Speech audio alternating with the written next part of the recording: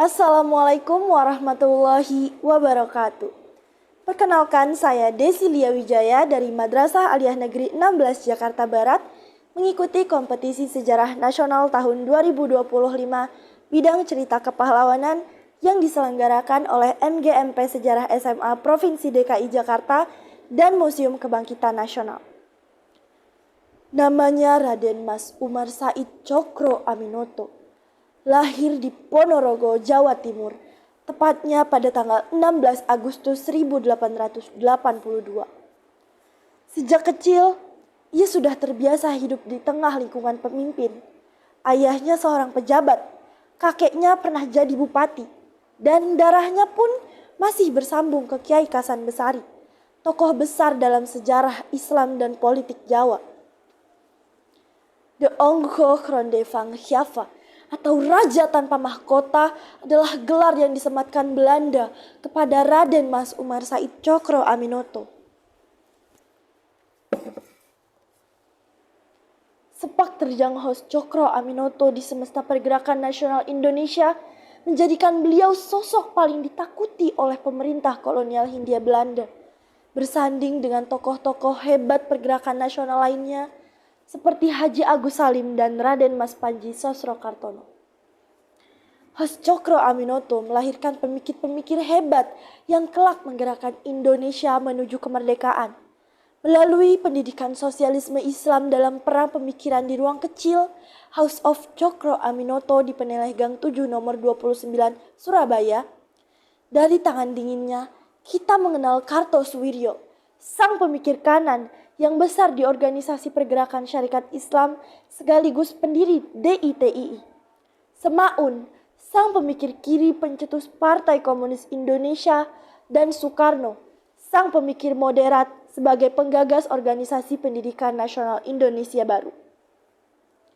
Sosok Host Cokro Aminoto bukanlah tokoh pergerakan nasional sembarangan.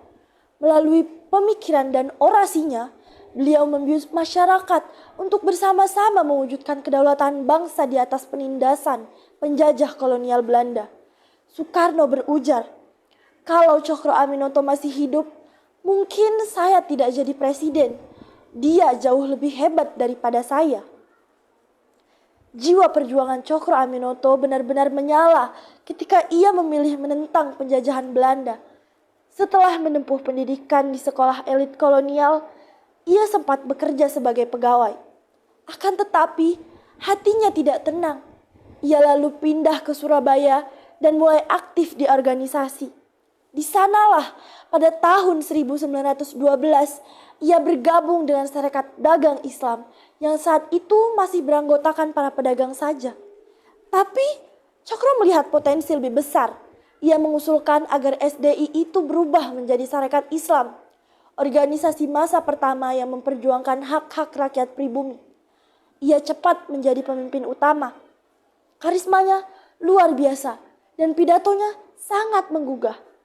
Lalu pada 1916 dalam forum resmi, ia dengan lantang mengucapkan istilah Zelfbestuur, pemerintahan sendiri. Sebuah keberanian luar biasa di tengah bayang-bayang kolonialisme.